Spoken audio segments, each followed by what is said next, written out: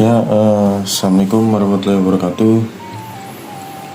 Nama saya Haris Salakib dari Prodi Sistem Informasi dengan NIM 39122500013. Pada kesempatan kali ini saya akan melakukan ujian akhir semester untuk mata kuliah Tata Kelola TI di Universitas Pancasakti Bekasi.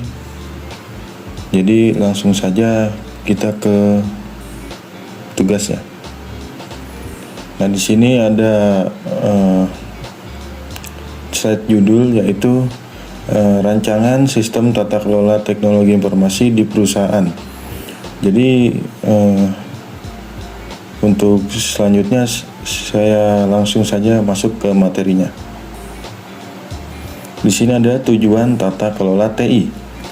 Jadi tujuan tata kelola TI ini untuk menyelaraskan TI dengan tujuan bisnis perusahaan agar investasi pada TI memberikan manfaat nyata. Kedua, untuk memaksimalkan nilai investasi TI dan meningkatkan kinerja operasional perusahaan. Yang ketiga, untuk mengelola risiko keamanan TI dan risiko kerugian akibat kesalahan pemrosesan atau ancaman eksternal. Dan yang terakhir, untuk menjamin akurasi dan integritas data serta keberlanjutan sistem operasional perusahaan. Langsung saja kita ke slide berikutnya. Sini ada kerangka kerja dari tata kelola TI itu sendiri. Jadi dalam penerapan tata kelola TI ini, perusahaan menggunakan kerangka kerja. Dan di sini digunakan COVID 2019 sebagai kerangka kerja utama untuk tata kelola TI agar terukur dan terstruktur. Nah, habis itu lalu ada ISO 38500 yang memberikan prinsip-prinsip dasar.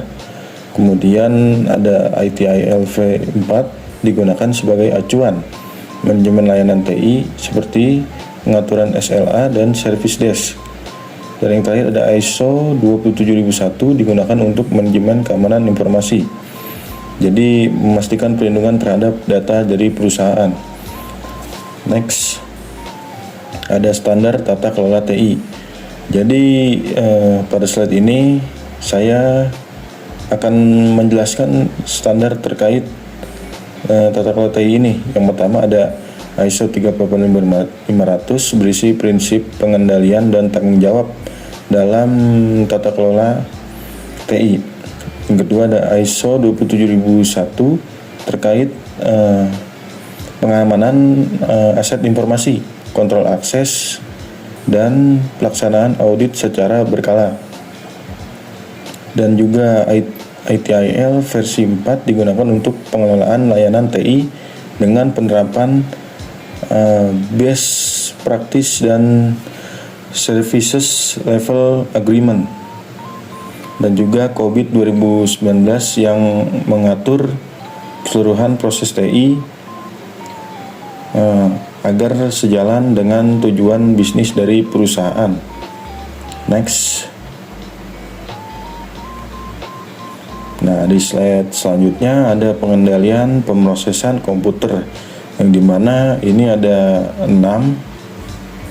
Jadi di perusahaan, pengendalian pemrosesan komputer berperan penting untuk menjaga kualitas dan keamanan data.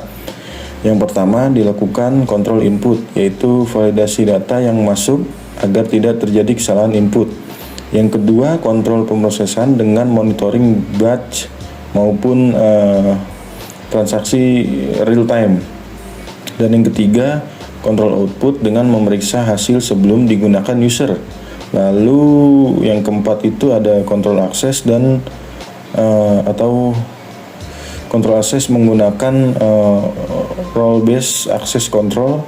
Jadi supaya yang berhak aja gitu dapat mengakses data tertentu. Nah, selain itu juga ada audit trail untuk mencatat aktivitas user dan sistem. Dan yang terakhir ada backup dan recovery dilakukan secara otomatis dan diuji secara berkala untuk menghemat data atau menjamin data aman jika terjadi suatu kerusakan pada sistem. Kita ke slide selanjutnya. Nah, di sini ada flowchart. Jadi saya akan jelaskan flowchart ini adalah prosedur rancangan sistem tata kelola teknologi informatika di perusahaan. Jadi dimulai dari analisa kebutuhan bisnis untuk memahami tujuan perusahaan, dilanjutkan dengan penentuan kerangka kerja seperti COBIT, ISO, dan ITIL. Nah, setelah itu dilakukan penentuan kerangka kerja atau dilakukan pemetaan proses bisnis dan TI agar sinkron dengan tujuan. Nah, selanjutnya di sini ada perancangan SOP dan kebijakan TI. Nah, setelah SOP dibuat, dilakukan penerapan sistem pengendalian pemrosesan untuk menjaga keamanan dan integritas dari data. Lalu dilakukan sebuah pelatihan dan sosialisasi kepada para pegawai, jadi supaya sistem berjalan dengan efektif di perusahaan itu. Nah, yang terakhir adalah monitoring, audit, dan evaluasi secara berkala. Jadi itu sangat penting dan sangat berguna ya untuk memastikan sistem berjalan baik dan berkelanjutan. Next. Jadi sini ada menu program tata kelola TI. Yang pertama ada dashboard monitoring TI, yaitu untuk memonitor server, jaringan, dan backup. Yang kedua ada manajemen aset TI untuk mencatat inventaris, perangkat, dan lisensi software. Yang ketiga ada manajemen akses user untuk mengelola user dan role akses. Yang keempat ada audit dan log untuk mencatat aktivitas sistem. Yang kelima ada SLA dan service request untuk menerima dan memproses permintaan layanan TI dari user tersebut. Dan yang keenam yaitu ada pengaturan backup dan restore, jadi supaya backup berjalan terjadwal dan bisa gitu. Lalu ada laporan dan analitik. Jadi laporan dan analitik ini untuk memantau performa dan keamanan TI secara harian, mingguan, atau bulanan. Jadi seperti itu menu program tata kelola TI yang saya jelaskan. Ya, jadi di slide selanjutnya di sini ada studi kasus tata kelola TI di PT Ekomindo Sarana Cipta. Jadi saya menemukan sebuah PDF atau artikel yang dimana isinya tentang tata kelola TI di PT Ekomindo Sarana Cipta ini.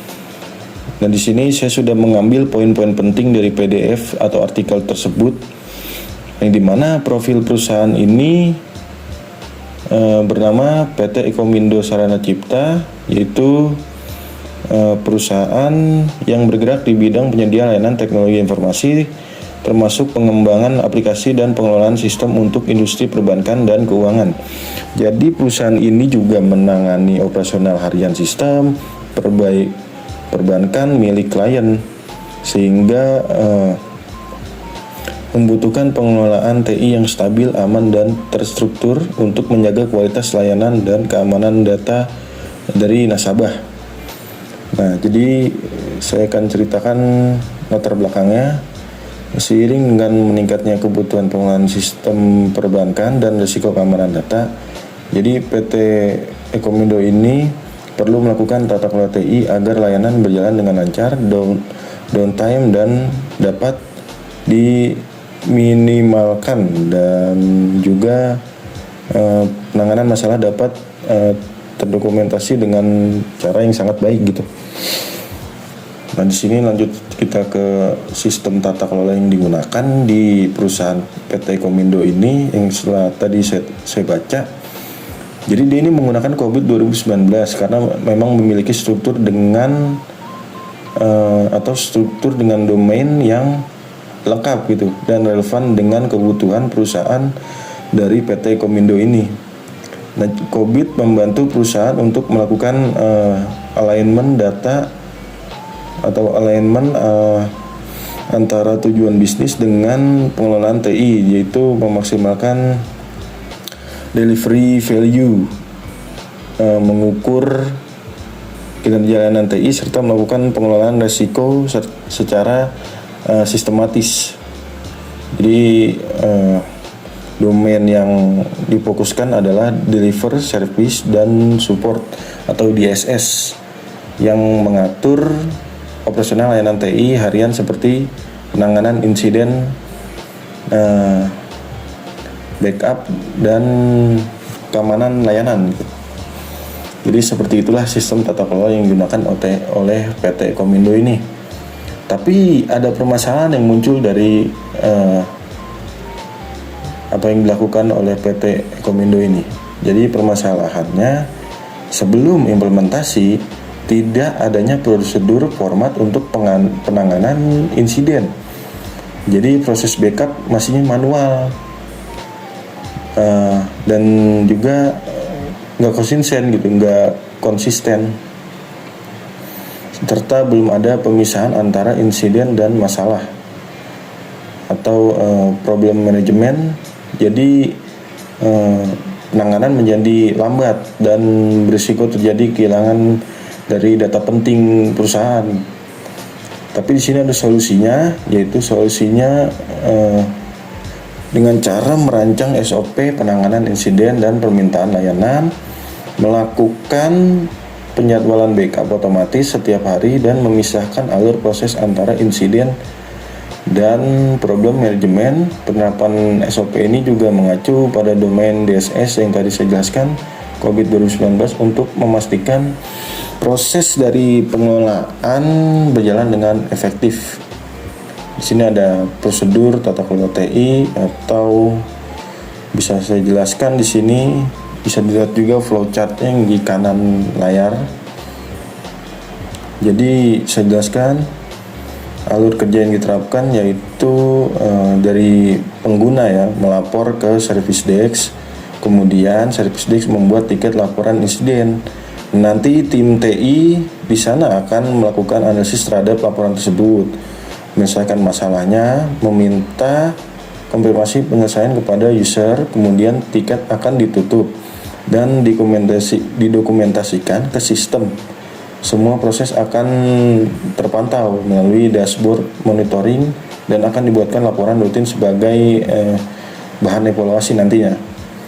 Jadi di sini standar pendukung dari PT Komindo ini juga mengacu pada prinsip Good Corporate Governance dan ISO 27001 sebagai standar keamanan informasi untuk mendukung sistem tata kelola TI agar berjalan sesuai dengan standar dan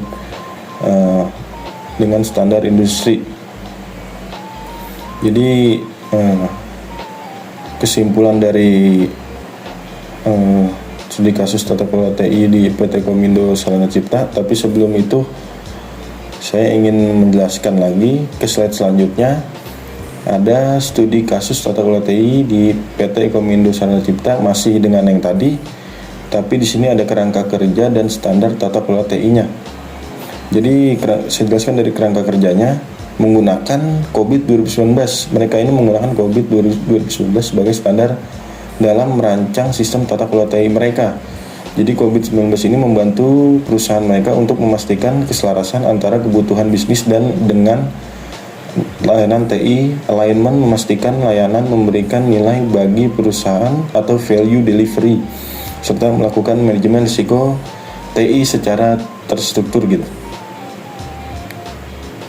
Dan yang kedua itu ada standar terkait tata kelola TI. Jadi dalam penerapan tata kelola TI ini, PT Komindo Sarana Cipta ini mengacu pada prinsip yang tadi saya bilang, yaitu prinsip GCG atau Good Corporate Governance, yang meliputi transparansi, akuntabilitas, tanggung jawab, kemandirian, dan kewajiban atau kewajaran.